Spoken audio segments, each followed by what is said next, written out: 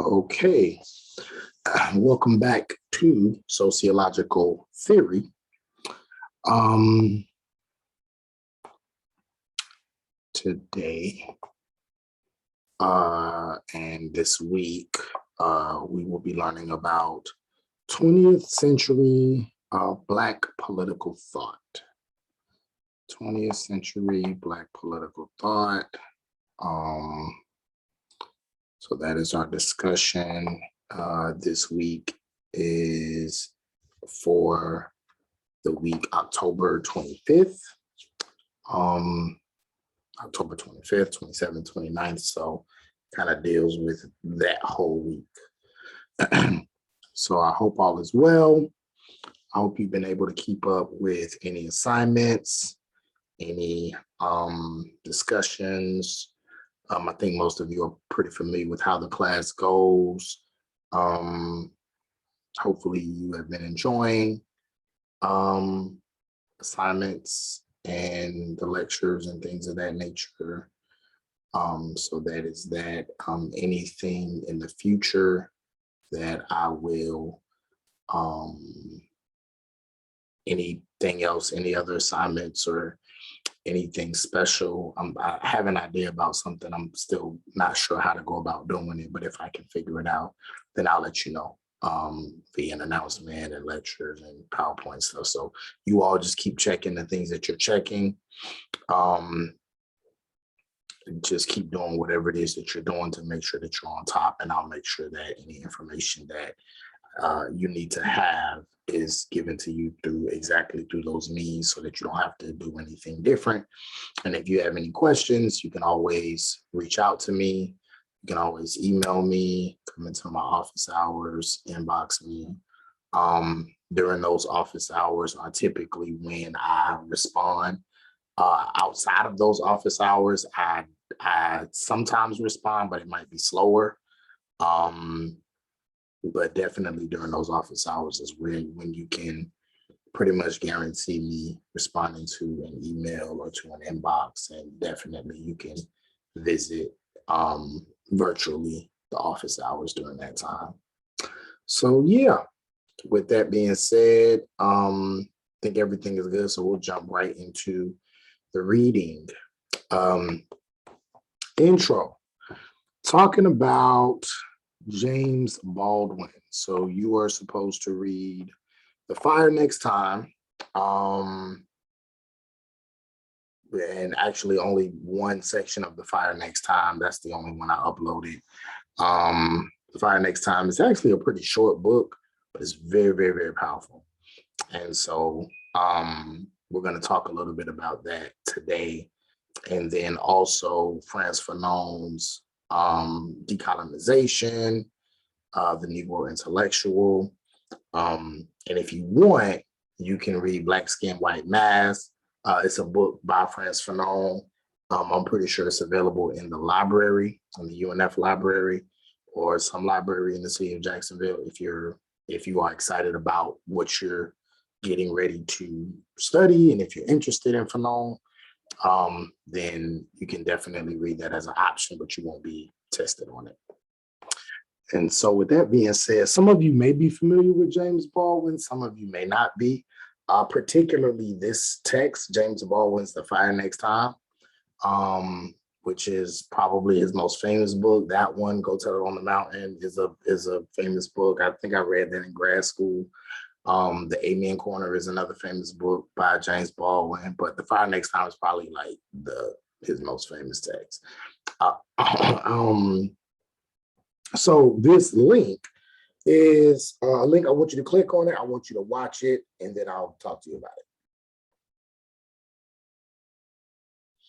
All right, so that link is just a preview of a documentary that is, I believe it is still on Netflix. I saw it in the movies when it came out a couple of years ago. But I believe it is on Netflix. It's called I'm Not Your Negro. If you're interested in James Baldwin, if you find what we talk about interesting, If you don't know a lot about him and you want to learn more about him and you learn better through like documentaries and movies and interviews and things like that, then I would highly suggest you check that out. It is really good and it's very deep. And so we're gonna delve into James Baldwin right now.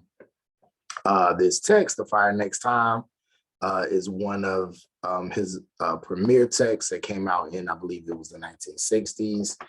I want to say 1963 because it is a text that he publishes around the time of the 100-year anniversary of the Emancipation Proclamation. And the Emancipation Proclamation was released in 1863. And if you know anything about that from the Civil Rights Movement, then you know, not Civil Rights Movement, I'm talking about the Civil War, and the era of the Civil War, then you know that it was that piece of legislation. Well, I don't even know if it was a piece of legislation, but it was that proclamation that ensured or helped to let the country know that now this war is fighting, we are fighting this war. Part of it is for the freedom of African Americans. So initially the Civil War was not fought to free Black people, enslaved Black people specifically in the northern or in the southern states. It was to get the southern states back to the Union. However, as the war continued, that became an important part. And so eventually it was kind of stated in this proclamation that that was where the country was headed. And then it would eventually be law in 1865 with the passing of the 13th Amendment. So 100 years in 1963, around the time that Baldwin is of age, this is a topic of conversation. So he's saying, hey, well, since now we're talking about the 100-year of the Emancipation Proclamation, everybody's talking about race, we're right in the middle of this civil rights movement. Why not discuss how race is affecting people, my people, and write a text explaining this racialized situation now? I don't think he knew that The Fire Next Time was going to be something that would be so profound and so prolific and would be something that people would read for the ages. But he felt this was necessary. This was a necessary conversation to have. And Baldwin is a brother who is very bold, very courageous, and you'll be able to tell if you do decide to watch the documentary. He is bold and courageous in his approach, and is very unafraid and extremely bright. You see why he's a writer, because he is his way with words is just unprecedented. I don't know if he knew The Fire Next Time was going to be as profound as what it was, or even have the impact that it did. But he chose to tell this story and explain race in his generation from his perspective. But he also did it in a way that was unique. And as far as I know, and I'm not a literary professor, I'm not an English literature professor or anything, but I don't know of any other way that someone has expressed these ideas and grappled with the complexities of race and class in the way that he does, particularly race in this text, through the conversation of a letter, right? Through a letter that he's writing to his nephew. I don't know of anybody else who's ever done that. So I'm gonna say it was the first time. It may not have been. Again, I'm not an English professor, but as far as I know, it's the first time that anybody's ever put it in that way before. So he's writing a letter to his nephew, at least for the first essay in the book. He's writing a letter to his nephew and basically explaining to him the world that he's living in and trying to prepare him for the world that is to come, right? And so very, very profound text. And that's one essay. And then the next essay, goes into other aspects of race during his time, but adds on religion and other parts. points. So before we get started with the actual text, I want us to I want to talk a little bit about who James Baldwin was. So James Baldwin was a writer, he was an essayist, he was a playwright, and he was very, very pronounced and very a key figure in the civil rights movement. Um, some of the books, he was good friends with a lot of people that we know or that were famous during this movement. A lot of the leaders, he was very good friends with Dr. King, very good friends with Malcolm X, very good friends with Maya Angelou, and many others. And so he lived during those times. He spoke at the rallies. He helped to organize a lot of those marches, and he was the literary leader. He was the one who took those stories, who wrote it down, who expressed it in these, very profound and complicated ways, complicated yet simple, in ways that people could understand. He wrote them in stories, in fictional stories. He also wrote them in non-fictional ways, such as this essay. And so James Baldwin was just very profound. A couple of books that he's known for was Notes of a Native Son. Native Son was written by Richard Wright before James Baldwin, but another very powerful text that deals with race. It's a fictional story, but deals with the complexities of race, class, particularly in the inner city. The Fire Next Time, I know we talked about that. Go Tell It on the Mountain is a big one. I've read that one. I need to read it again because I forgot. It was probably over 10 years ago when I read it, so I need to read it again. But I know it was good. Go Tell It on the Mountain. So this is what James Baldwin, who he was. He received a lot of love, of acclaim, and appreciation for how he, again, grapples with race and spirituality and the human experience. He has another text called Giovanni's Room, and Giovanni's Room is a text that deals with race and sex and sexuality. And so a lot of people knew he wasn't as expressive with it, but if you knew James Baldwin, then you knew that he was bisexual, you knew that he had relationships with both men and women, and so he dealt with that in texts like Giovanni's Room. And with this text kind of talks about the experience of the main character who lives, he's an American, but he lives in Paris, and talking about his experiences with a lover in Paris, a homosexual lover, right? So he deals with homosexuality. And at that time, obviously you're talking about the 1960s, that was a very, very taboo subject. But because he was, and a lot of times, as long as you didn't say those things out loud, as long as you didn't, discuss it or talk about it up front, then people kind of let you be. So like, for example, Bayard Rustin was a profound civil rights leader. He actually organized the March on Washington. He was the main organizer, the main leader of the March on Washington. Obviously, we know Dr. King through the I Have a Dream speech as the figurehead, but the person who organized it was Bayard Rustin, and Bayard Rustin was a homosexual. He had male lovers, and a lot of people believe that because of his homosexuality, a lot of people feel like maybe that was the reason why he's not as well known. People don't talk about him as much because he was homosexual. James Baldwin, on the other hand, was not as expressive. I believe with his sexuality, he didn't really talk about it as much, but he did write about it in his novels. Let's see. So talked about that. He also looked at examples of interracial relationships as well. That was also a controversial topic at the time. And so he had a piece called Another Country, where he talks about interracial relationships. So those are just some of the pieces by Baldwin. I believe he was born in Maryland.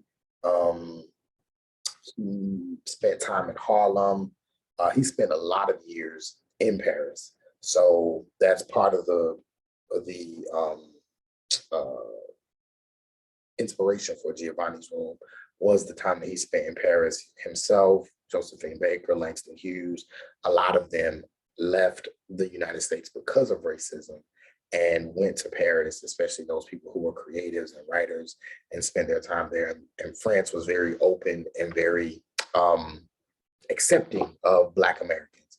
But what we'll find with um, what we'll find with Fanon's work is that while France was very accepting of Black Americans, they treated African people just like the white Americans treated the Negro, right?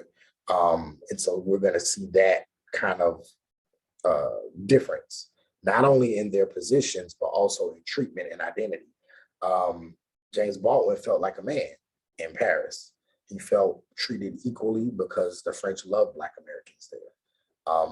But the French hated Africans. They hated Algerians. They hated West Africans. And so they were treated like Black Americans were treated in the United States. So you're going to see that kind of interesting exchange there. So coming back to The Fire Next Time, The Fire Next Time is made up of 2 essays. One is called My Dungeon Shook, Letter to My Nephew on the 100th anniversary of Emancipation. And then the next essay is called Down at the Cross, Letter from a Region of My Mind. And so Down at the Cross deals with more of the religion and spirituality aspect. He grew up Christian. He eventually leaves the Christian church. And he also talks about his experiences with the Nation of Islam. He starts to understand the teachings of the Nation of Islam. He starts to look at and read the readings of the Honorable Elijah Muhammad and Islam as a whole.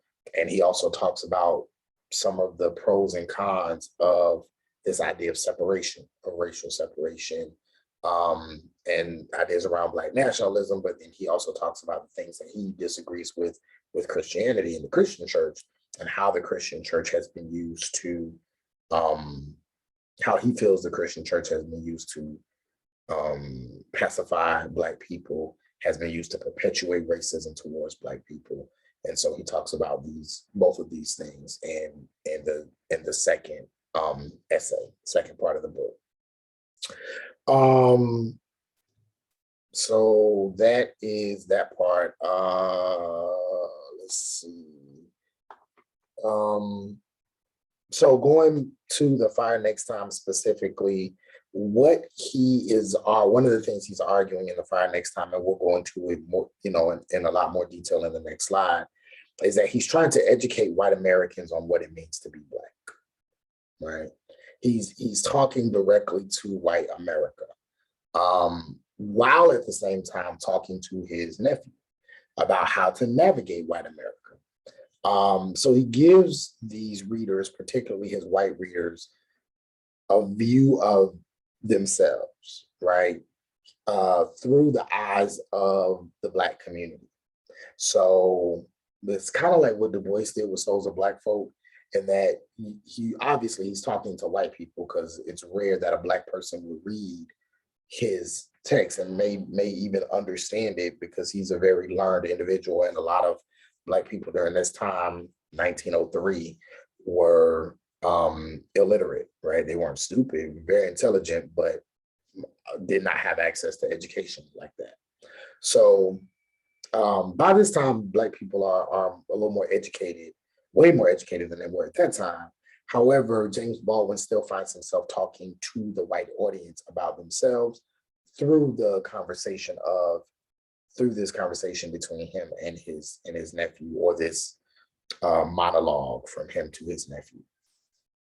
So in The Fire Next Time, James Baldwin gives us this really brutal picture about what race relations is like in the United States. He's very honest.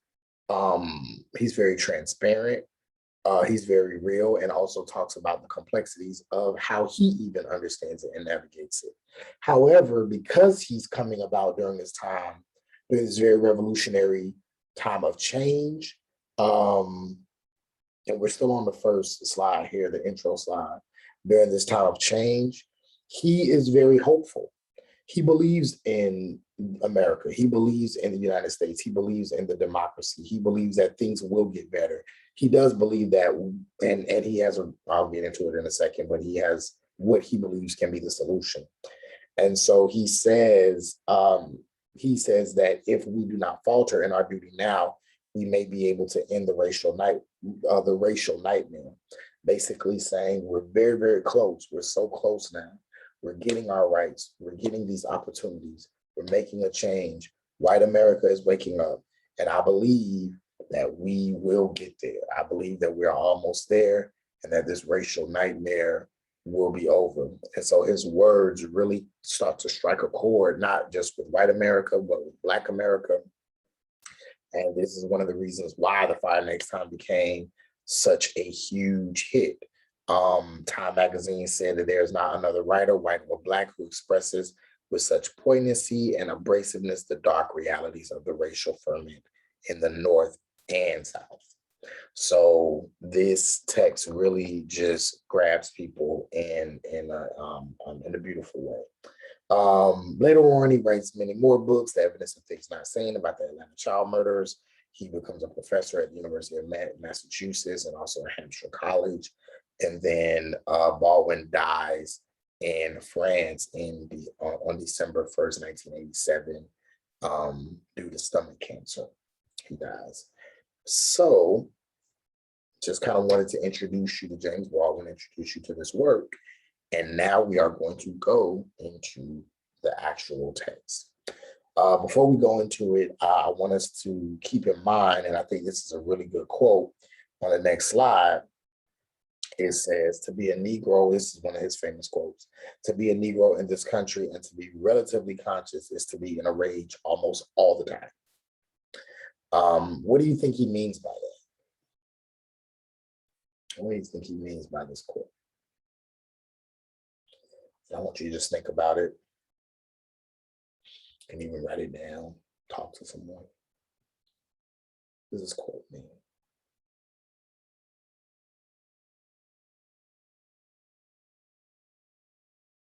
To be a Negro in this country and to be relatively conscious is to be in a rage almost all the time. Does this mean that if you're Black and you have some type of idea about what's going on in this country, that you're gonna always be mad? That you'll walk around mad and that you'll always be in a state of anger?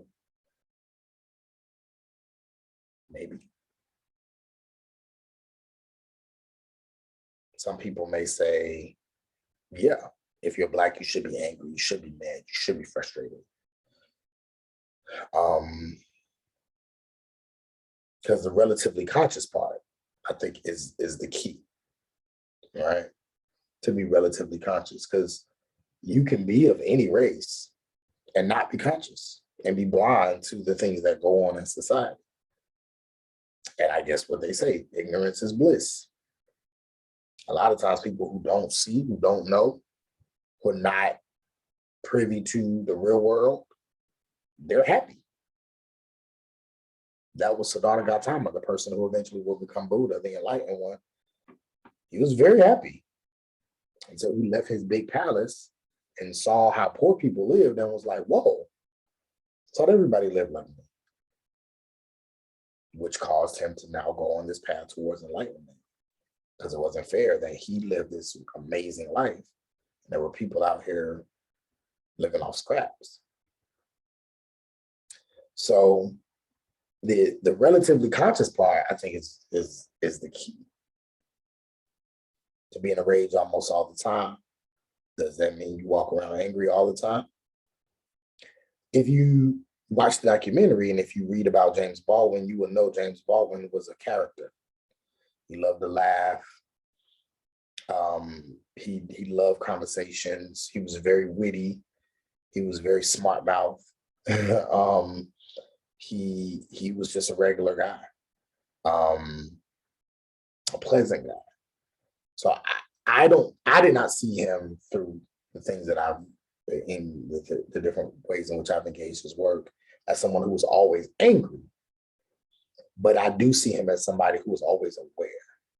And when a person is aware, I think what he's arguing is that you are always angry at the situations that people have to deal with, whether they're Black, whether they're women, whether they're poor, whether they are homosexual, any type of inequality you're upset with. Any relative consciousness that you have, you should be upset. Doesn't mean you walk around angry all the time. It doesn't mean you never laugh. It doesn't mean you never have fun. It doesn't mean you never meditate. It doesn't mean you don't ever release yourself and relieve yourself of a lot of these burdens. But it does mean that, yes, you are angry. Yes, you are upset.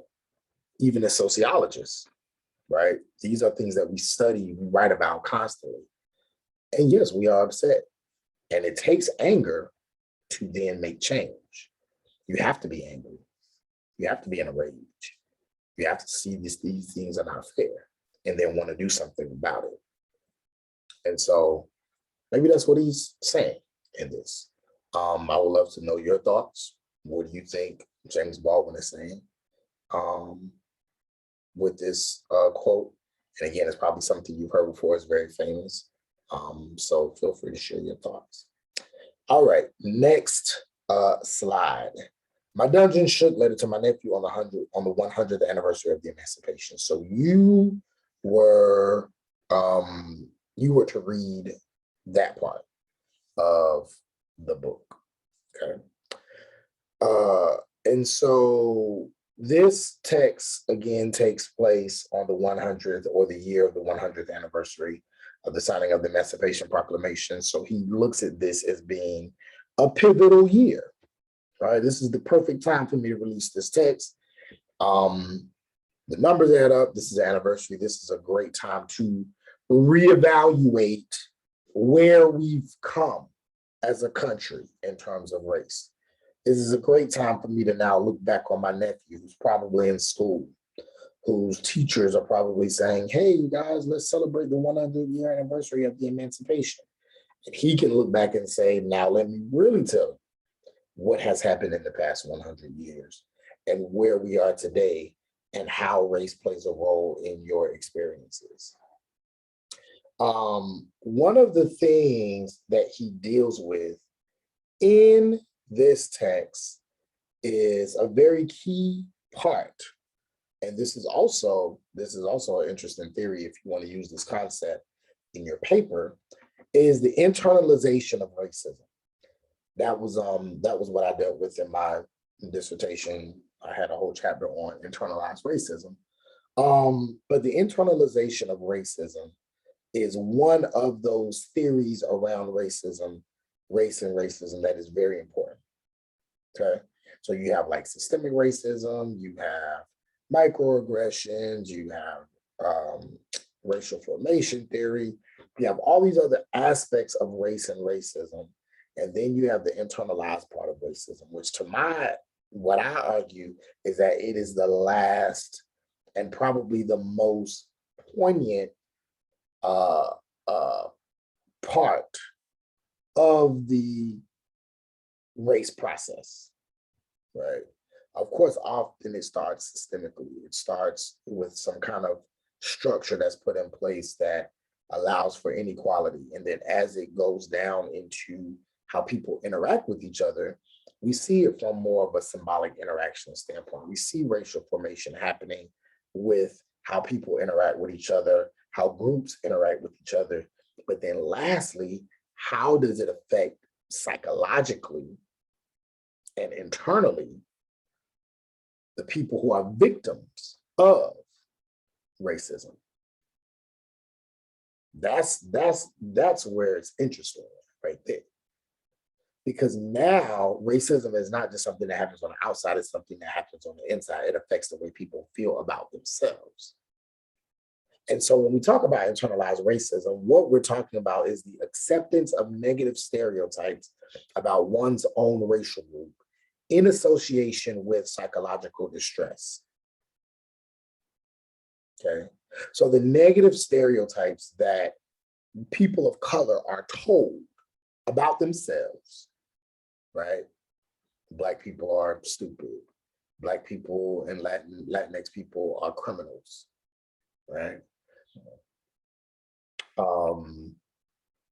Black women, all they want to do is have babies and live off of the welfare system. You come from slaves. Latinx people want to take over the country. They're lazy, right? All these negative stereotypes that are told to people of color. Black people are lazy. They don't stick together. You need white leadership. White leadership is important because white people keep things organized, right? Something wrong happens to a person of color, they probably did something wrong.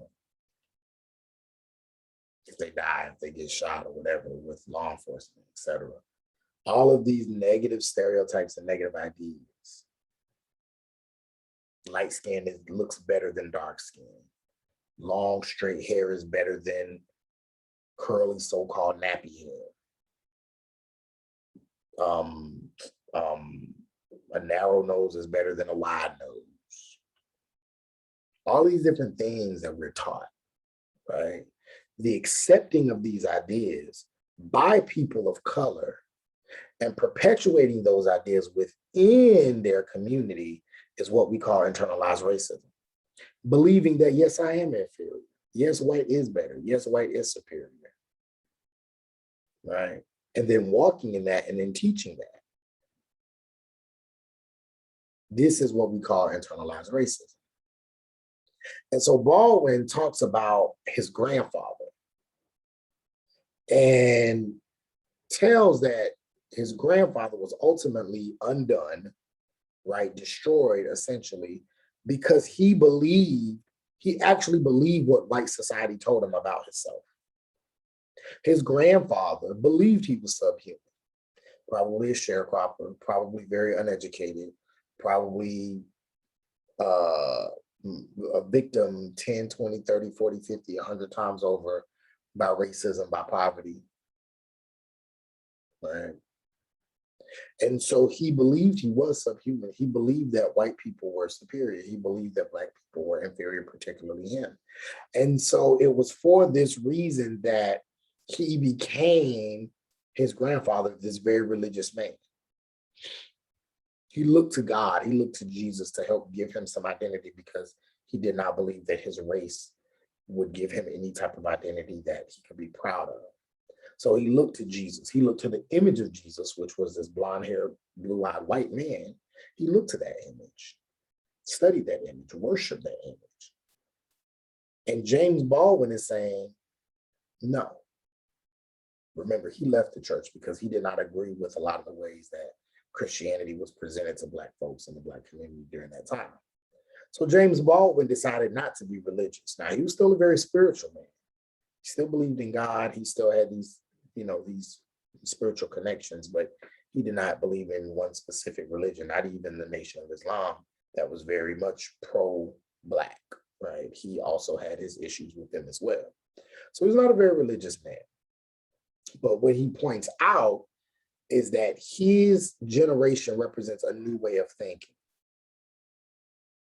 And what he's doing is he's encouraging his nephew not to make the same mistake his grandfather made. And he's telling his nephew in the text, he's saying, don't believe what white people tell you about yourself. You are somebody. You are not inferior. Don't believe them when they say that you're a criminal or you will only be a janitor or a low-level worker, and that you can be whatever you want to be. If you want to be a janitor, fine. If you want to be a low-level worker, fine. If you want to be a CEO, fine. Whatever it is you want to be, you can be that. Do not allow this system, do not allow racists, do not allow white people in general or this white system to tell you who you are and what you can be.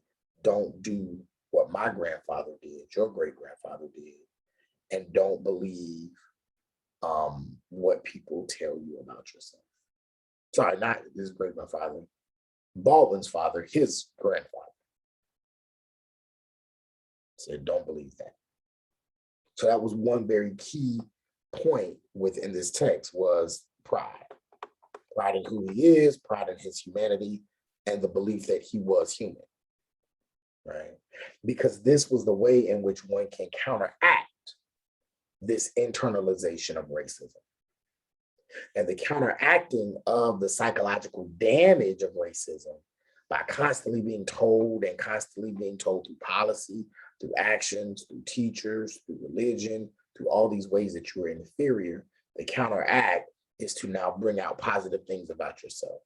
Talk about positive things about yourself. Say positive things about yourself and your people in your community, i.e., what you start to see in the latter part of the 1960s, which James Baldwin was a part of in the 1970s, was what we call in AFAM studies the Black Power movement and the Black is Beautiful movement. And so this is when you start to see, and maybe you've seen this in documentaries or movies or television or whatever, Blaxploitation, this is when you start to see Black people wearing afros and wearing dashikis and putting up the Black Power fists and things like that to counteract the internalization of racism that they have been subjected to for so many years. This was a way of fighting back. This was a way of doing what James Baldwin was telling his nephew to do in 1963, which is to say, don't believe what people tell you about yourself. Believe that you are somebody. Believe that you deserve humanity. You are better than what people say you are. And so again, this is shortly before the Black is Beautiful, Black Power movement of the latter part of the 60s and the 70s. He also tells his nephew, young James, that the country in which they were both born in is rigged against them. So you see elements of systemic racism. You see this theory here. We didn't call it systemic racism at the time. We talked about how systemic racism goes all the way back to Du Bois, but Baldwin is talking about it right here. As soon as you're born, he's telling you you're born into a system that is against you, that is rigged against you, that does not want you to win, and it's not set up for you to win. From housing to education, to economics, to healthcare, everything is set up, criminal justice system, everything is set up for you to lose from the moment that you were born. It's set up to for you to languish under white suppression. And this has been the reason for your grandparents' despair, your parents' despair. This is the reason why there has been issues within our family, partly because of the system that we were born in. But even in the midst of that, they brought yet another precious being into this world that will refuse to accept them. And so it's interesting because now he's going into the beauty and pain of Black birth, the beauty and pain of Black procreation. When Black people procreate, they feel good because their name gets carried on, their family expands, they love the child that they just had. And then at the very same time, they weep because they realize I'm bringing another person into this system that is set up for them to fail. And it reminds me, a friend of mine, I was just texting this friend like an hour ago, and this friend of mine, she was, no, that was another friend. Another friend of mine, she realized that she was pregnant. Her and her husband was pregnant. She was having a baby, and she really wanted a girl. Not just because she personally wanted a girl. I'm gonna tell you why in a second.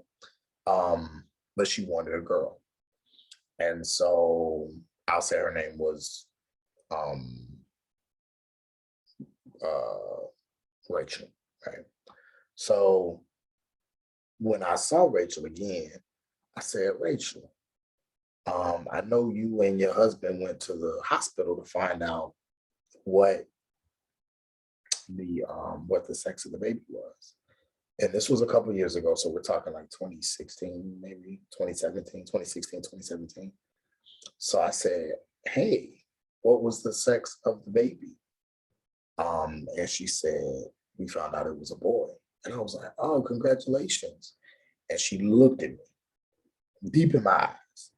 And she said, Jonathan, I cried. And I cried and I cried and I cried and I cried. And I was like, Rachel, why did you cry? She said, I cried because I did not want to bring a boy into this world at this time. Of course, this is at the height of the Black Lives Matter movement. This was before the Black Lives Matter got cool. This was when, and I remember because I used to, I was a part of a lot of these marches and organizing. We would get in a lot of trouble for screaming Black Lives Matter and marching, and people were getting arrested for marching, and it was not as accepted, and it was seen as a terrorist group. It was actually on the list of groups that were considered terrorists, right? On the Federal Bureau of Investigation list. And so this was also during the time where it was almost every other day, every other week, we were just seeing on social media another person getting shot, another person getting killed. It was just over and over and over and over and over again. And so, again, this is like 2015, 2016. And so my friend cried. She cried so hard. She was like, I did not want to have a boy because all I could think about is I don't want to end up losing him to this racist system. I don't want to end up losing him to police or anybody coming and take him away from me. And so now, obviously, I mean, she's had her son, she loves her son, she ended up having a girl later on.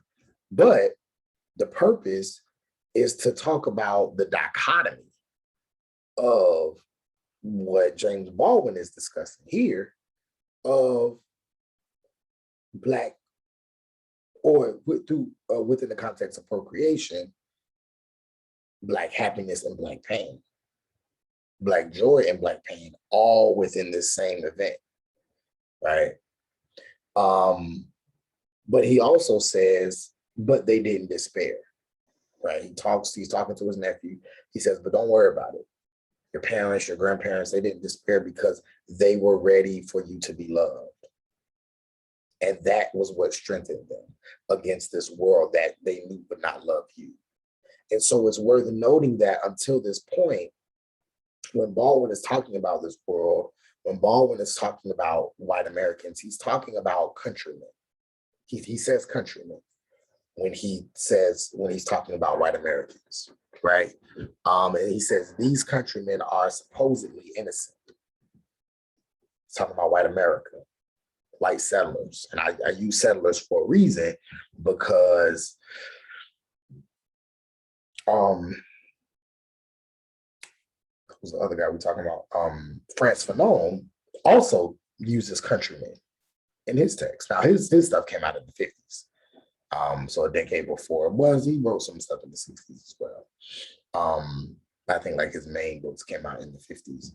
And he also uses the term countryman. But it's interesting because James Baldwin is African American. Frantz Fanon is Caribbean. And he's talking about the French, actually. He's talking about European colonization. Black men, but from two different perspectives, but experiencing the same exact thing, right? So Baldwin says that these countrymen, he argues, are supposedly innocent, by which he means for the most part, when he says innocent, what he's meaning is ignorant.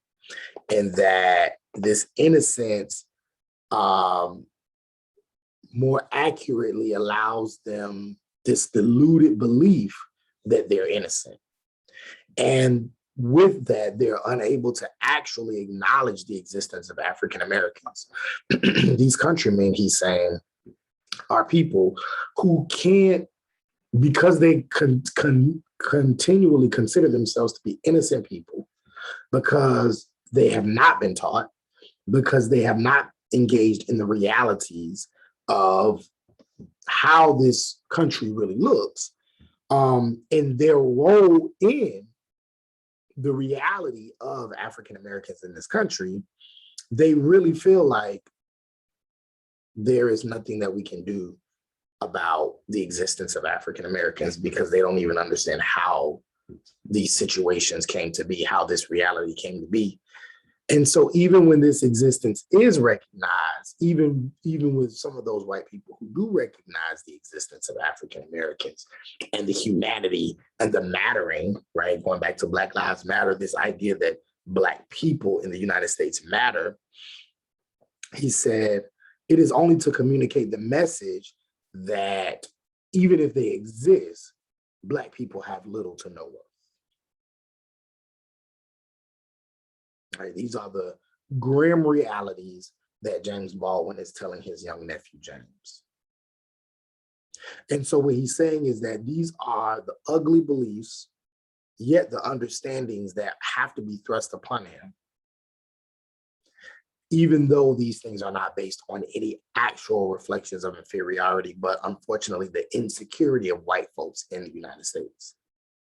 And so he recognizes the influence that the oppression that America has inflicted upon himself, James Baldwin, his brother, who is the father to this, to his nephew. And he calls this a crime. He calls this ignorance, this innocence, a crime. And he accuses America, and he accuses white citizens of destroying the lives of hundreds, if not thousands of people, and are still unwilling to even admit and recognize that they've done it.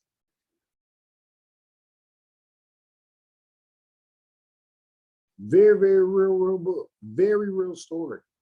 He argues that the people inflicting this damage on Black people, Native people, they cannot be allowed to think that they're innocent. They have to be called out on their stuff. Because to believe that they're innocent, to believe that they've done nothing wrong, to believe that this was created in a way that there's this naturalization of segregation, there's this naturalization of inferiority and superiority, and to believe that they are completely innocent, this is the actual crime. It sets us up for his overall argument.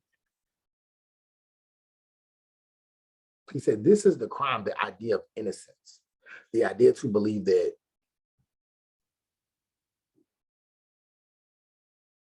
white America, whiteness, white system, racism plays no part in the current dark realities of Black folks in America.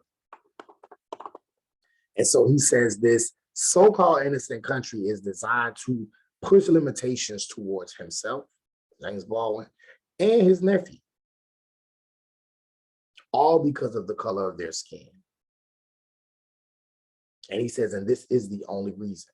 There's no other reason why you would be experiencing this other than the color of your skin. Then he goes into space. He talks about the ghettos. He talks about the ghettos into which both of them were thrust into.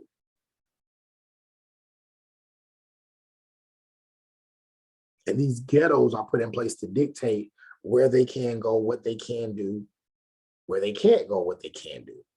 And any aspirations, any ideas of being successful, any ideas of achieving dreams, particularly dreams that are seen in the white community, are discouraged. And he makes it very clear that these countrymen don't know the Black experience.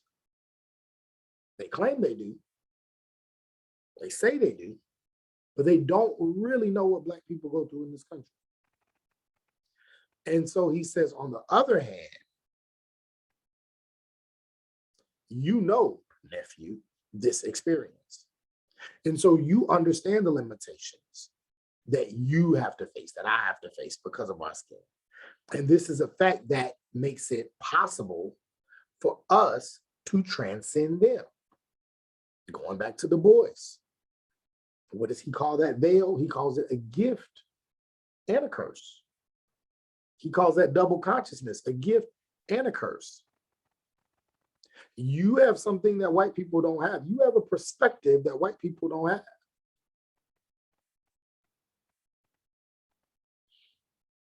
And so Baldwin tells his nephew, he says, if you know from whence you came, there is really no limit to what you can do.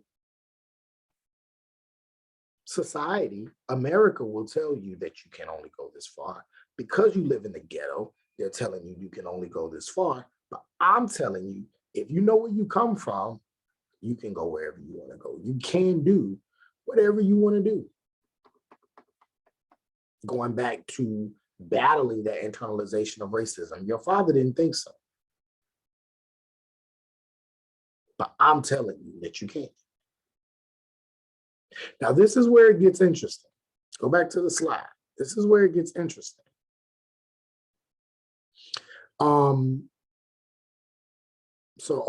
did skip this line. Black people are exaggerating the racial struggles in the United States. That was something that a lot of white people felt during that time. Black people just, it's overrated. They're complaining. It's not that bad. Look at all these black people going to college. They got black colleges. They got nice houses. They drive nice cars. What's the problem? They play sports. They got music stars, rock stars. They're on television. They got actors. What's the problem? They're exaggerating. Ball was saying, no, not for the majority of them. This is real. And you and I both know. So this is where it gets interesting. He talks about a solution. And Baldwin says that, and remember, this is during the time of desegregation. This is civil rights movement. This is a call for integration. This is a call for racial harmony. This is a call for justice, for democracy. So everybody's screaming integration, integration, integration. You also have folks like Governor George Wallace down in Alabama, segregation then, segregation now, segregation forever. That was his political cry that got him right into the governor's mansion. On the other side, you have blacks, you have liberal whites, you have people of other racial groups saying integration, integration, integration. But James Baldwin says there's a new type of integration or a new concept around integration that we need to pay attention to. And he argues that integration really means something very different from what we're used to. And he asserts, mistakenly, people assume that the push for integration is by Black people that desire to be accepted by white society. White people believe Black people just want to live where we live and work where we work and do what we do. They just want to be around us. Baldwin's like, no, that's not it. We don't really care about that at all. He says the reality is actually far more terrible than that. Baldwin says in a warning to his nephew that real true integration is not necessarily white people being accepted by Black people, but Black people learning to accept white people. What? What did you say, James? Baldwin, not the nephew. Wait, who's talking? The nephew's talking or James Baldwin is talking? Because this is crazy. You're telling me that Black people need to accept white people? That the white people are the victims in this? You got to be out your mind. You got to be going crazy. Are you serious? But this is the central argument in his text. This is the central point. This new way of looking at integration. And he believed this was an important reversal of America's understanding of integration. He believed this was important. He's saying Black people must accept white people as opposed to the other way around in order to resolve the country's racial tensions. And this was a new concept. And this was not necessarily a concept that everybody was okay with. A lot of people were, a lot of people weren't. But he goes on to explain that this central and powerful idea was one of the reasons, and I will argue is one of the reasons that the Fire Next Time was so influential, because it looked at race relations in the 1960s in a different way. Some people might argue this was his most popular work and was pushed by white people, maybe because of this argument. Maybe some people may say, oh, white people like to hear stuff like that. So they'll probably like, yes, this is good. Look at what this Negro writer is saying. Let's put it in Time magazine. Let's talk about it. Let's push it. Yes, it's not our fault. Black people need to accept us. And even your own Negro leaders say it. So some people may have felt that way. Then some people may have really honestly felt like he may have something here. But he goes a little bit deeper. And he advises his nephew not to waste his energy in getting white people to accept him. He says, this is not the most important part. Don't worry about getting white people to accept you. Maybe they will, probably will never. But he tells his nephew that he has to accept them because they are the ones that are ignorant. They are the ones that are confused. They are the ones that are trapped in a history, in a false history that they don't understand. They're not even being taught their real true history. They don't even know what's really going on. Going back to what we talked about last week with the, no, that wasn't this class. Moynihan, did we talk about the Moynihan report? No, we didn't. That was in another class, sorry. Never mind. I'm getting this stuff, these classes mixed up. But yeah, sorry, no. So going back, yes, trapped in a history that they don't understand. They have been taught Columbus discovered America. Europeans came here, colonized. And colonized wasn't bad, it was good. Got into a little tiff with each other, so America fought for their own revolution. It became this powerful and amazing country. A country of freedom, a country of opportunities. Yeah, that whole slavery thing, yes.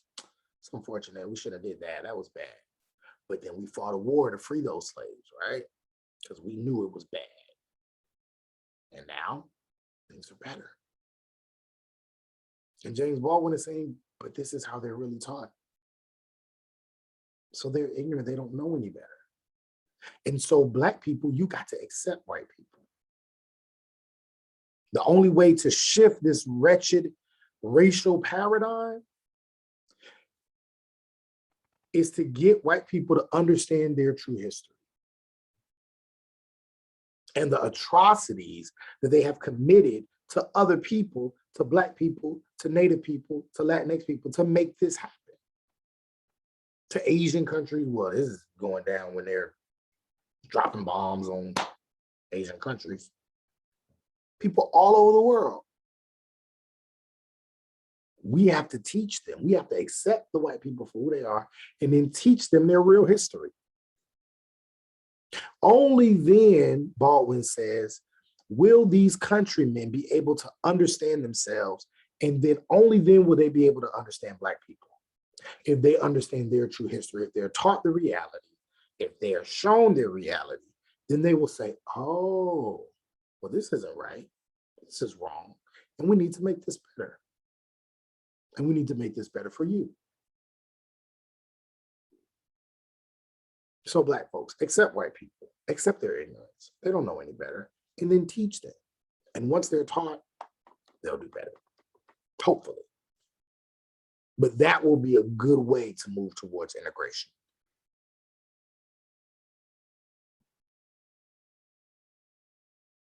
And then at the end of this letter, Baldwin turns to the term integration and explains that it is this kind of patient understanding that we just talked about. Accepting and loving from Black people to white people. And that is the hope of convincing the white countrymen to see themselves as they are, to hold up a mirror. People have said that Black people's contribution to the United States is that Black people reflect the consciousness of America, reflect who America really is. If you really want to know who America is, look at how they treat Black folks. And so Black people are this kind of mirror of the United States, right? And so there is this idea that if Black folks are patient and convince these white countrymen to see themselves as they are, this will start the work of changing the structures of inequality that are in the United States and begin the process of true racial integration. And this will help us really be able to celebrate this 100-year emancipation. He said the country is celebrating freedom 100 years too soon.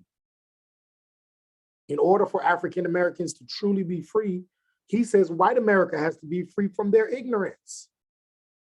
If integration is ever going to be successful, it will mean that Black people will have to love white people enough to force them to see themselves as they are and stop fleeing from the reality. And once they see themselves for who they are, then things will change. Then he says, of course, you do have white people who know that Black people aren't inferior, liberal white people. But Baldwin says, but then they don't really act on this belief. They know it, they believe it. They don't treat Black people as if they're inferior, but they don't really act on it. They're not going to risk their privilege to help a Black person. Rarely. And so he tells James, he tells his nephew, he says, if white Americans were to commit themselves to the task of actually eradicating inequality, they will be risking the loss of their own identity, and they know it. They will be risking the loss of their own privilege, and they know it. And so because of that, even the ones that know better still won't do better.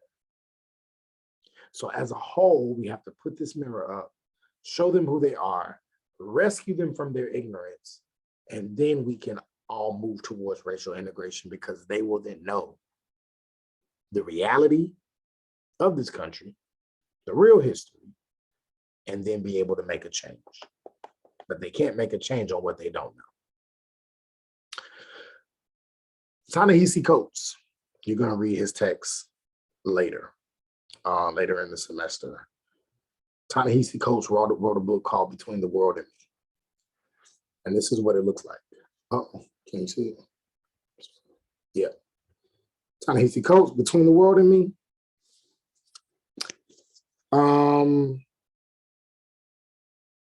Easily considered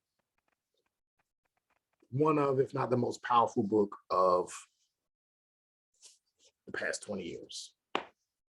Easily to be considered within the canon of Fire Next Time, Souls of Black Folk, in terms of the conversation and discourse around race. Easily. Ta-Nehisi Coates is absolutely seen as the James Baldwin of our time, right? And Ta-Nehisi Coates indubitably pays homage to James Baldwin when he wrote that book, because this book is called Between the World and Me. This book is a letter to his son. The same way that James Baldwin writes a letter to his nephew. He does the exact same thing. Whenever he started writing this, I think he started maybe in the year 2000, a couple years after, and it was published in like 2015, 2013.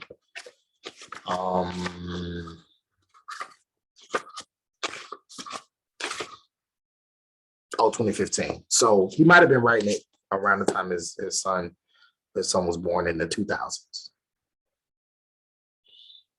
And he's doing exactly what James Baldwin did, telling his son the story and giving his son an understanding of race and allowing people to see it. But this is different. It's Ta-Nehisi Coates is born in the 70s. So maybe a decade after James Baldwin writes this text. Born in the 70s or so. Raised on hip hop music. Goes to Howard. He's from Baltimore, different kind of guy. Now, James Baldwin was from Maryland as well. So they have very similar stories. James Baldwin is from Maryland. Baldwin spends a lot of time in France. Ta-Nehisi Coates spent a lot of time in France writing. I think he wrote this book while he was in Paris. So very, very similar stories. But Ta-Nehisi he's just a different kind of guy. He's coming up in a different age. He's very much influenced by hip hop music, hip hop culture, growing up in Baltimore. Has a different kind of way in which he presents this information. All right, goes to Howard, drops out of college, moves to New York with his girlfriend to try to be a writer. Right. But does the exact same thing that James Baldwin does in Fire Next Time. And for Coates, in his conclusion, Baldwin says things is going to get better. If we present the struggle, if we teach white people their history, things are going to get better. Ta-Nehisi Coates says white supremacy will never go away. 2015, decades after Baldwin wrote this, nah. Unlike Baldwin, he does not caution his son to make use of love in order to triumph over racial hatred. But instead, he's warning his son, this is the reality, and it ain't gonna change. You have to learn to face it. You have to learn to come to grips with it. One of the differences between these two. Now, very, very, very complex. Obviously, it's not the only thing he talks about. There are parts of the text that are uplifting. Parts of his text I don't necessarily agree with, just like parts of James Baldwin I do and I don't. Parts of Ta-Nehisi Coates I do and I don't. But it's also a very real, it's a real reality.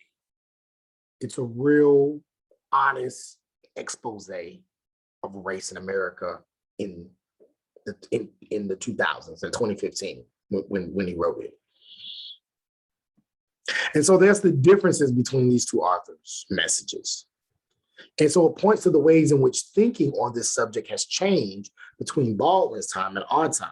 Whereas Baldwin holds out this hope for a better future, Ta-Nehisi Coates sees it as a grim and unchanging reality. Seems like things are going to be the same for a long time. But also gives his son some tools to navigate it. You still see elements of Black empowerment in this book that you see in Baldwin's book. Elements of don't believe what people tell you, and you can always rise above the structural oppression that is a part of this system in which you're living. Okay. So, but we're going to go deeper into Ta-Nehisi Coates a little bit later on in the semester in a couple of weeks. So with that being said, that was long. So you do have a discussion assignment. If you want, you can watch the second part on another day, or you can keep watching it if you want to. It's up to you. But I want you to respond to so the response to Baldwin's idea in this discussion assignment. So Baldwin believed that if you educate countrymen, if you educate white people and you show them what they've done wrong and you show them the realities of the lived experiences of Black people in the United States, that their conscience and their moral standing would change their hearts and we would seek equality. This would call for racial integration. And he urged Black folks to do this while accepting white people for who they are. Now, while he's saying this, there are other political leaders during his time, like Stokely Carmichael. And Stokely Carmichael was very, very powerful.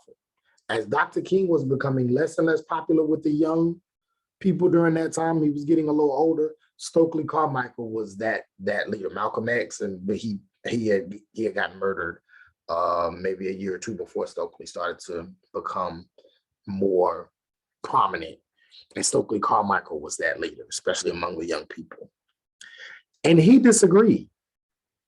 And I want you to watch this link. I want you to click on this link. Very, very, very short part of the speech that Stokely Carmichael gives.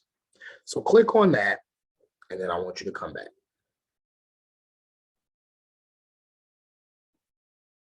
So Stokely Carmichael, as you can see, he disagrees with James Baldwin's position a little bit.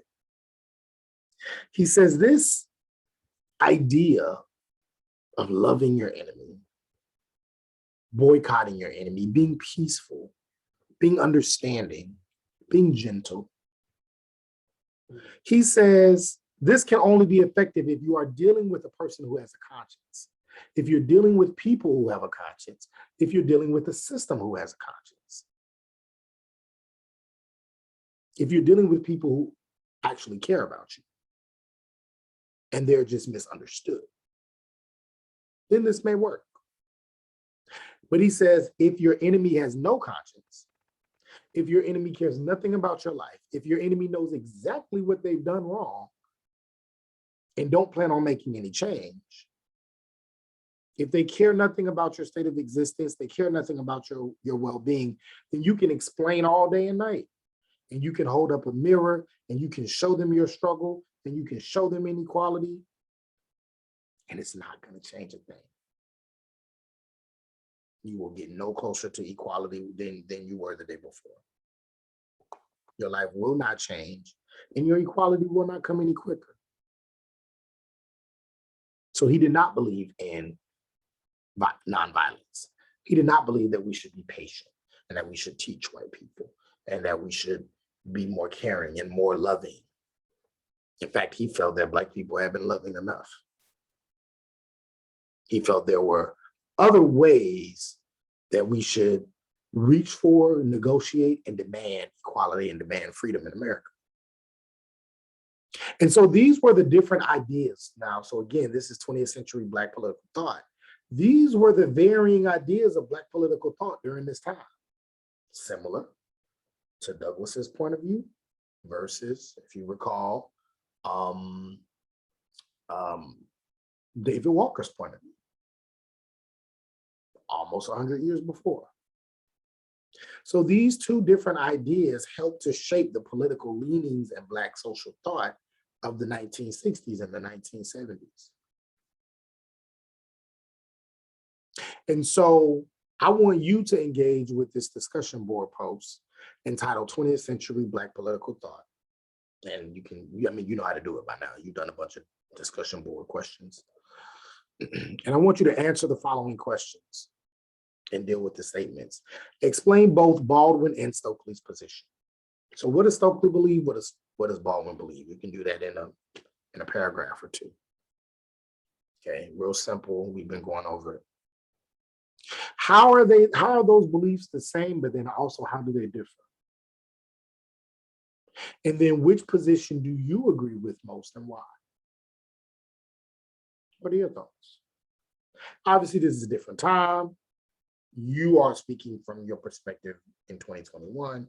They were speaking from a perspective in the 1960s. What do you think? What's your position and why? And obviously, you're going to respond to another student. So use ideas from the lecture, use ideas from the reading to explain maybe why you may agree or disagree with one or both positions. Or maybe you see a blend in the positions. Maybe you see a little bit from Baldwin, a little bit from Stokely, and maybe a little bit from somewhere else. So these instructions should be fulfilled before noon on November 1st.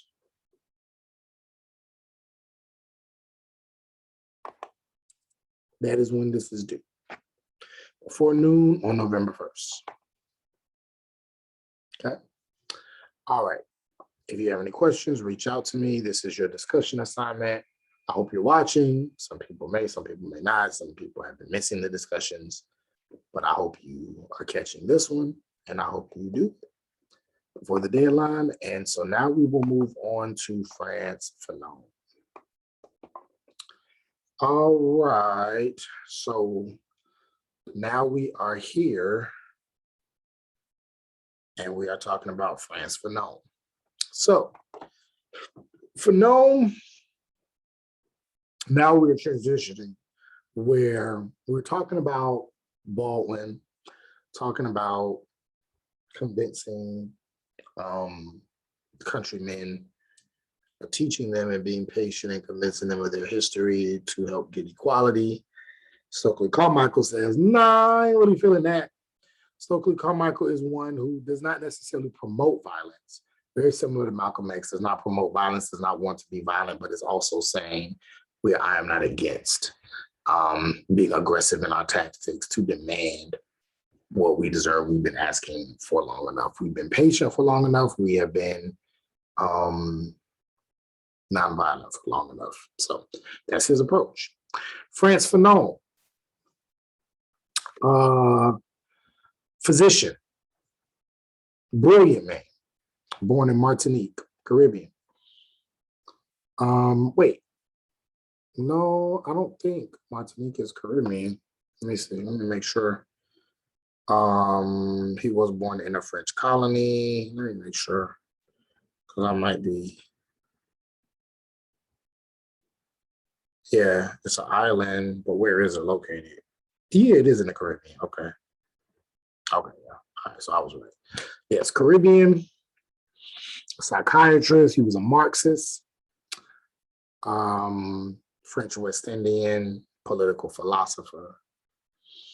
He was a victim of colonization because he was born in a French colony. And his works influence people in the fields of post-colonial studies. My goal was actually to have a guest lecturer come through and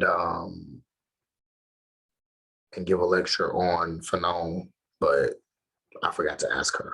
But she is a whiz. This is her theory, what she did her dissertation theory on post-colonization theory. So she is a whiz at this. But I'm familiar with Frantz Fanon because I deal with internalized racism. And Fanon deals with that as well. So post-colonial studies, critical race theory, and Marxism, right? These are the things that he is famous for writing about. He was an intellectual. He was considered to be a political radical. He was very much a Pan-Africanist. He believed in the connection and the merging of African people across the diaspora. He believed in Marxism. He felt that psychopathology and colonization were key reasons as to why people of color, particularly African people across the diaspora, were in the situation that we're in.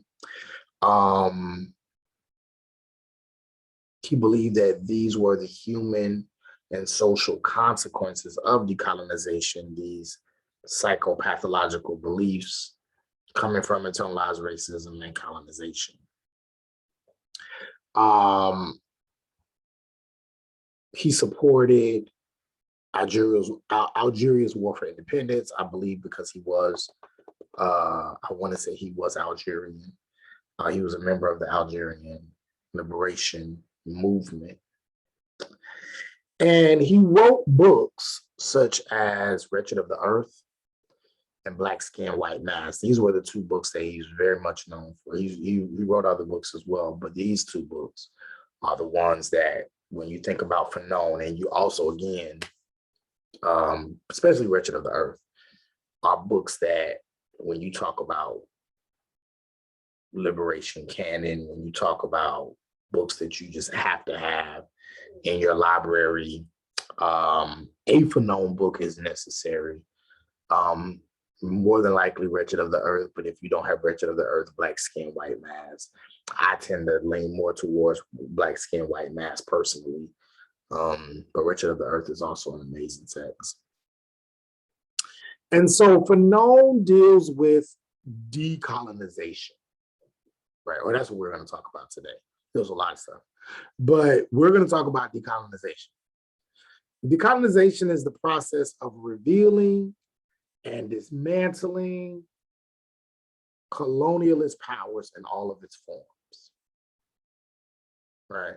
So before we get into decolonization, we got to talk about colonization. What is colonization? We've taken classes, whether high school, college, on taking classes on American history, world history. So we know that that America, North America, United States was a British colony. Purpose was to say, British say, hey, we own this country. People that live on this country or people that live on this territory are our citizens. They're British citizens. They work for us. They pay taxes to us. And whatever benefits they reap from the land here, a portion of it comes back to the Queen. It's colonization. United States ain't like that. They fought for their independence. They got it. So it's also during this time that Europe is starting to branch out and they are colonizing other areas, right? But specifically, there's something in world history called the scramble for Africa. You may have heard it, you may have not. Sometimes it's called the partition of Africa or the conquest of Africa. And it was basically this time in the latter part of the 19th century where European powers came together, seven Western European powers. I remember all of them, but the Dutch, the British, the French, the Spanish, the Germans, Italians, and like maybe one or two more. They all came together. And in a short period of time, and it's called New Imperialism from like 1881 till about like 1914, they pretty much took Africa and divvied it up between themselves. You're going to take this country. You're going to take that country. You'll take them. You'll take them. You'll take them. You'll take them. You'll take them. Before this time, 10% of Africa was under European control. In 1870, and by 1914, it had increased to 90%. By 1914, 90% of the continent was under European control. The only countries that were not under European control were Ethiopia and Liberia. And Ethiopia would later be occupied in 1936. This was a scramble for Africa. This was called the Berlin Conference. So it was during this conference that Europeans regulated colonization, they regulated trade in Africa, and this was the starting point for the scramble for Africa. And so basically what they said was, now we own these countries. Well, how was this able to happen? Well, these countries also had the most money in the world. They had the most powerful militaries in the world. And so there was pretty much nothing that could be done. They came in, they say, this belongs to us now. And everything that you all create, any profits that you have to pay taxes back to us. We're going to send people here to ensure that this is done, to execute these laws. Some of your people will be able to live well. Our country will be able to benefit. And for the next however many decades, Europe benefited greatly. More money, more wealth than Europe could spend in 10, 15, 20 lifetimes off of the colonization of this continent. And so decolonization, the colonization process was very much political.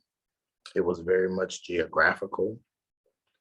But what many people don't understand is that it was also educational. It was also religious.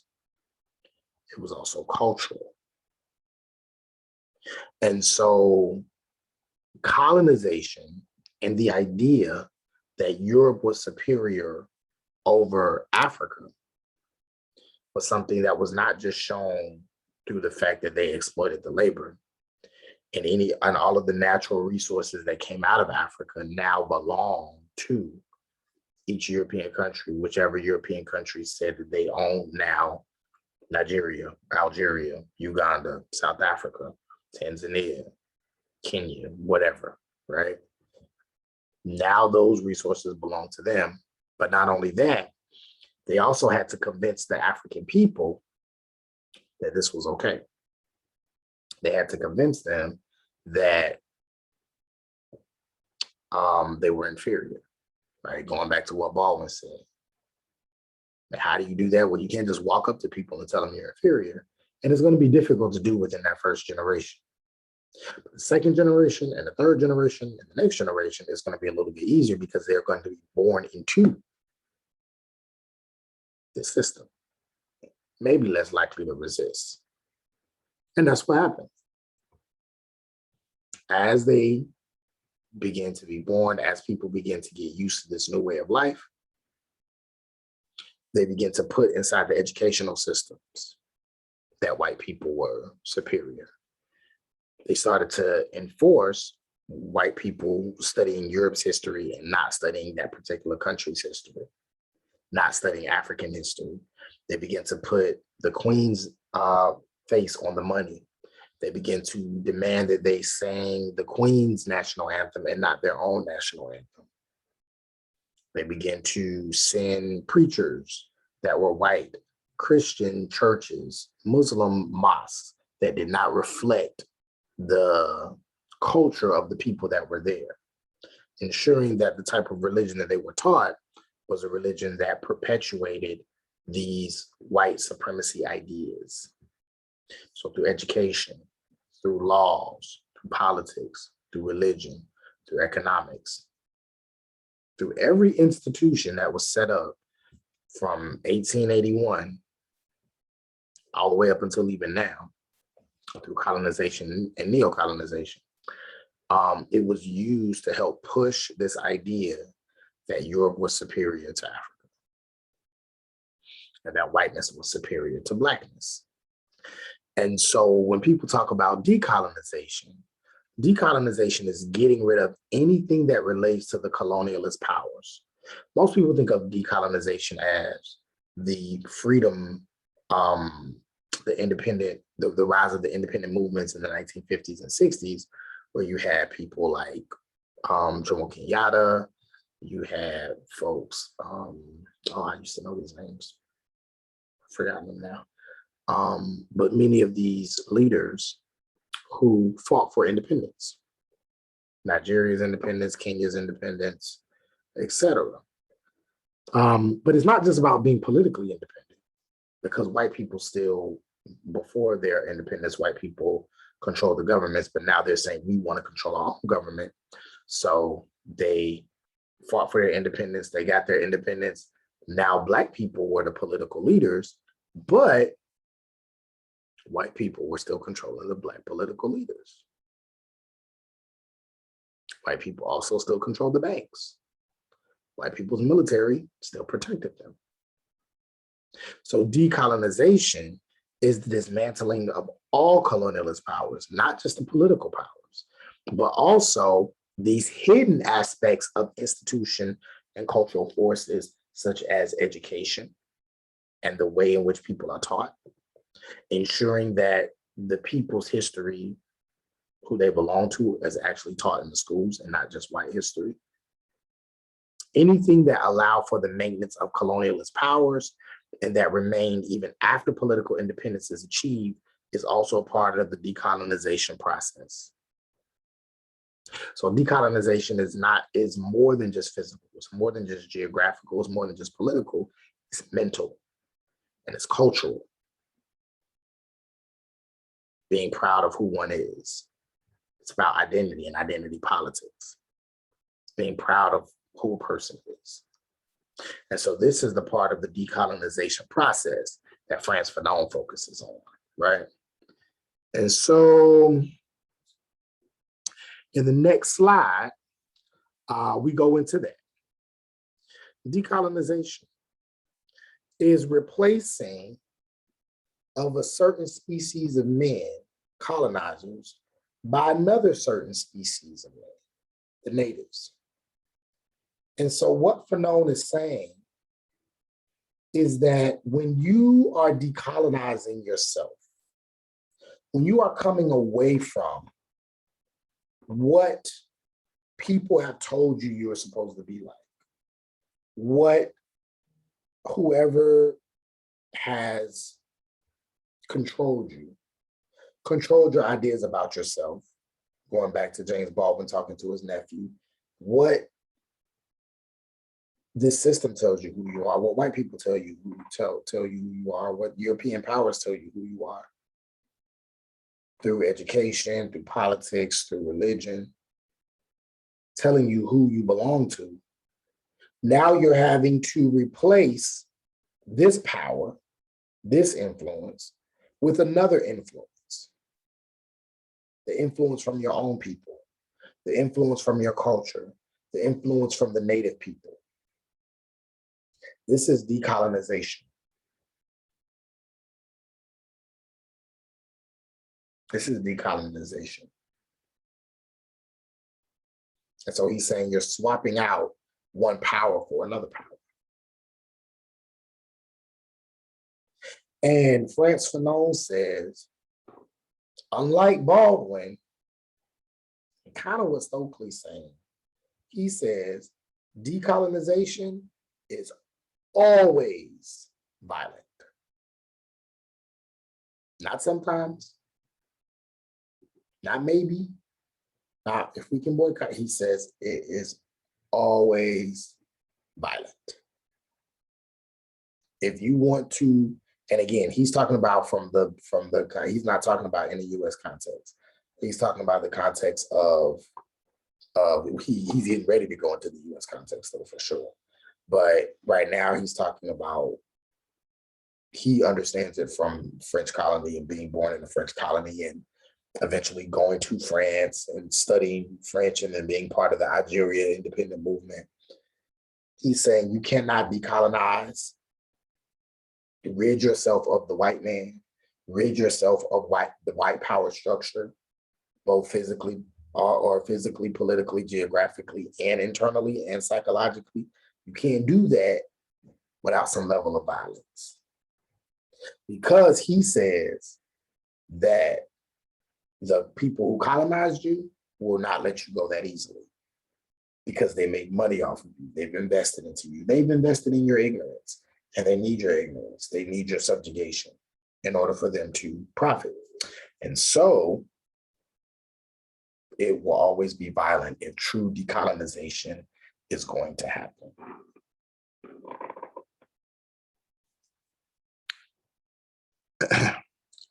And so according to Fanon, with decolonization, there has to be a complete overhaul of the social structure. And who do we remember saying something very similar? I know we talked about it in my racial and ethnic minorities class, but I'm pretty sure we talked about it in this class as well. Who do we know who said something very similar? Many decades later, but Joe Fagan actually said a very similar thing in Racist America, right? Where he talks about systemic racism and how racism is embedded in the culture and the history of America. And so his conclusion was that if we really wanted to rid America truly of its racist foundation, then there had to be a complete overhaul of the system, brand new social structures, brand new ways of thinking, brand new ways of educating, brand new ways of existing in order for us to really do it right. When he talks about Fanon, when he talks about historical or decolonization, he mentions that it is an historical process. And so when we talk about decolonization, we have to also look at it from a context that is historical. You can't talk about decolonization without talking about history, without talking about the effects of history. And so, which is why we started with the Scramble for Africa, why we started with the Berlin Conference, because it is these historical processes that makes present day or makes sense of helps us make sense of the present day psychological damage. And so these historical processes helps us see how the colonial world was created and what elements exist within our colonial world. And the colonial world is made up of two elements. One is the native quarters and one is the European quarters. You have native people and then you have the European people. Whether you're talking about South Africa, whether you're talking about Nigeria, Kenya, no matter which country you're talking about, whether you're talking about the United States, whether you're talking about Jamaica as a British colony, Haiti as a French colony, you have the people who are from there, who were born there, and then you have the Europeans who typically live elsewhere, whether back in Europe or in certain areas in the country. One of the biggest examples of colonization was Britain using South Africa as a colony, as a European colony. And if you study space and place, then you'll know that there were large amounts of the country where very few Europeans lived, and they were able to live on vast amounts of land.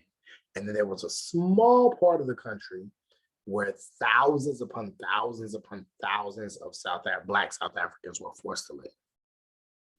So space and place played a huge role in how, in the living arrangements of the native people and the colonizers in South Africa. And so in order for separation to be maintained, both geographically and psychologically, we had schools, we had counselors, we had preachers. These were ways in which people would psychologically keep these two worlds separate, these two people separate. How do we ensure that this colonization exists over time?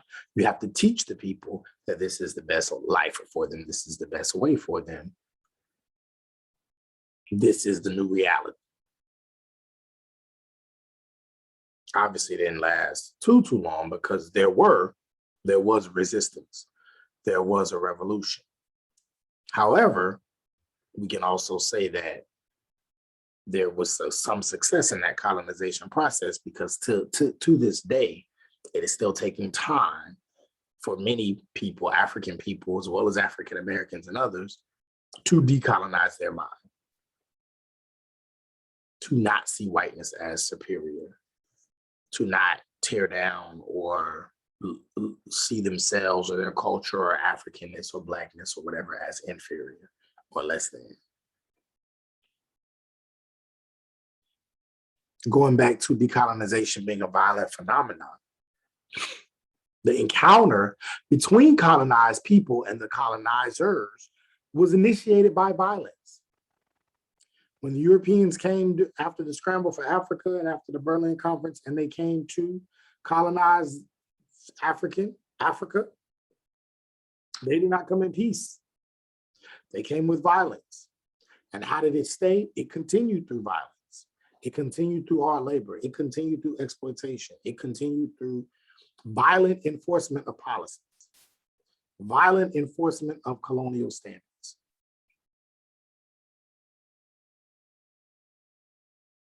And this was violent in the traditional way of violence, through guns, through whips, through jailing, through murder, through bloodshed. It was also violent in a psychological sense, forcing the colonized to believe that their whole existence was surrounded by the colonizers. The only reason that I can exist, the only reason that I can live is because of the colonizer. My existence, my history comes from the colonizer. An example of that, particularly in the Black American context, would be a person. Malcolm X will probably argue, James Baldwin will probably argue as well, as Black Americans who believe that their history starts in slavery. That's the idea of the colonized feeling that their existence starts with the colonizer, believing that the Black American story starts with slavery. And we talked about Garvey. No, did we talk about Garvey? I don't think we did. But we talked about Frederick Douglass. We talked about David Walker. We may have talked about Garvey, but I don't think we did a lecture on him. But Baldwin, Malcolm, Martin Luther King, all these people would argue differently. And they would say, in order for our mind to decolonize, we have to remember that Blackness, Africanness, the African-American story does not start with slavery, because the African-American story comes out of the African story. So African history is part of African-American history, and African-American history is part of African history, which Fanon is getting ready to go into in the next slide when he talks about when we talk about the Negro intellectual. But yes, in order for decolonization to happen, the colonized people must realize that they have an existence outside of those people who colonized them. And when decolonization happens, it is noticed by both groups, and it introduces a new people, a new language, a new humanity. It creates a new man, a new woman. And this revolution will ensue. And he says that to the point where the last shall be first. The colonized hopefully won't be the colonizers, but they will be the ones in power. And then he says there then will be a complete, absolute substitution, no halfway, revolution, decolonization. And in order for the decolonization to be successful, the whole social structure has to change from the bottom up. And with this new structure comes a new language, a new identity, a new people. And you see this in the African-American context with the new Negro. You see this in the Civil Rights Movement and the Black Power movement and the Black is Beautiful movement, these new ideas, this new embracing of Native people, of people's culture, of people's identity, having a new language, new identity. We don't want to call ourselves colored anymore. We don't want to call ourselves Negro anymore. We want to call ourselves Black, African-American.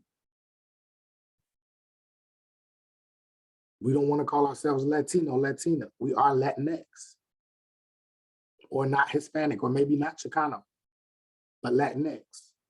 People coming into new ideas and new language, new identities.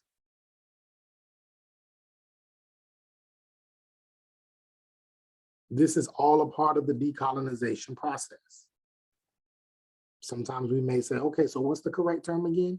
That is people who are decolonizing themselves. Oh, there's a new way. As ideas begin to grow and develop, people say, okay, we have a new thing that we want to do now. To continue to find our purpose, find our people, find our system, find our identity, because colonization separated us from it. And so decolonization is all about the newness, the new language, the new humanity, the new identity. Ending with the next slide. And so Fanon says that, and he talks about violence, further violence in this decolonization process. He says that the person who initiates the decolonization process for themselves and their people is always ready for violence. So he's telling those settlers or the Native people, he's telling Black people in America, he's telling people who are getting ready to fight for independence from Britain, be ready for violence. Be ready for pushback. Europe is not going to let you go easily. White Americans are not going to let you go easily. Be ready for violence. Bloodshed will happen, according to Fanon. And so this is part of the decolonization process. Violence is how it starts. Violence is going to be a part of the ending.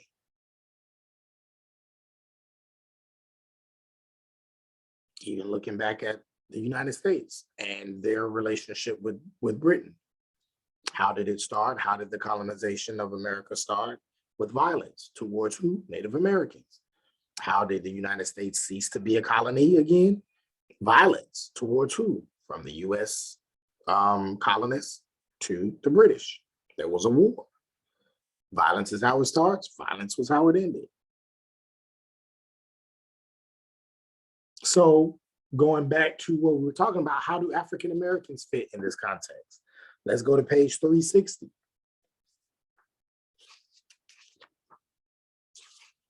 And if we go down to the very end, let's look at the paragraph that says or we'll start where it says the Negroes who live in the United States, that last section. Page 360 of the textbook, this is in your textbook, remember, anything that says social theory, textbook, in your syllabus. The Negroes who live in the United States and in Central and Latin America, in fact, experience the need to attach themselves to a cultural matrix. Their problem is not fundamentally different from that of the Africans. The whites of America did not mete out to them any different treatment from that of the whites who ruled over the Africans. We have seen that the whites were used to putting all Negroes in the same bag. During the first Congress of the African Cultural Society, which was held in Paris in 1956, the American Negroes of their own accord considered their problems from the standpoint as those of their African brothers. So what Fanon is saying is that this same decolonization process is not just for the Africans. This is for the African Americans. This is for the Negro.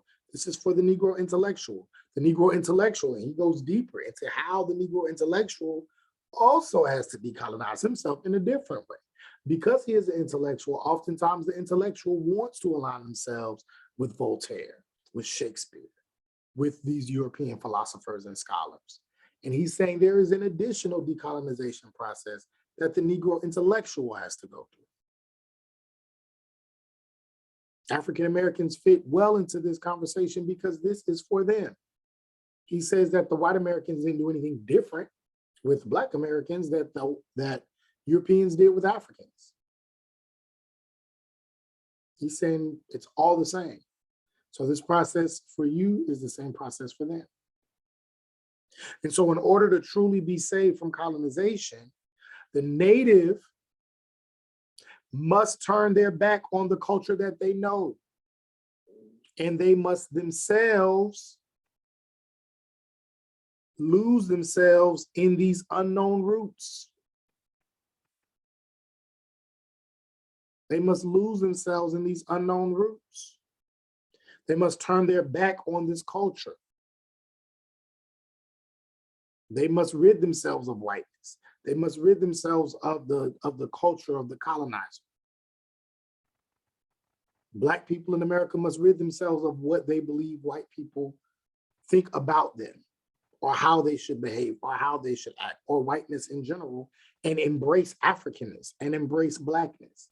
And African people must leave to the side European ideas, and they must embrace their native ideas, their African culture, their African religions, their African beliefs. Even if they are Christian, because Christianity, a lot of Christian foundations did start in Africa, but embrace it from the perspective of Africanness and not from a European lens. If we're going to be taught anything in our schools, let it be from an African lens.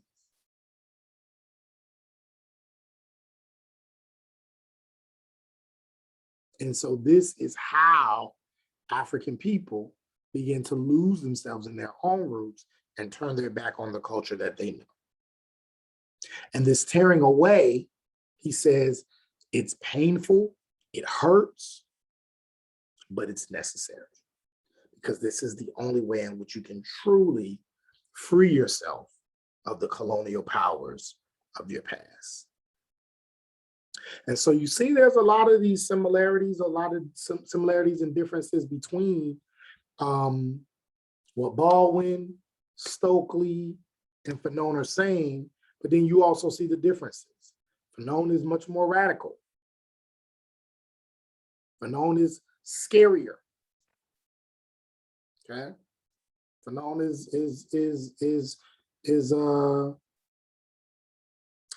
people might believe he's a little bit too much. Stokely, a little bit in the middle, more kind of leaning towards Fanon. Baldwin, at least at this time, because Baldwin does have a change of ideas after the civil rights movement. But before, he's saying, we can do this. We can work together, and it can be peaceful. Black people know who you are. Black people know your history. Don't let nobody tell you that you're inferior, but we can work with white people. We can do this. And so this is the range of 20th century Black political thought.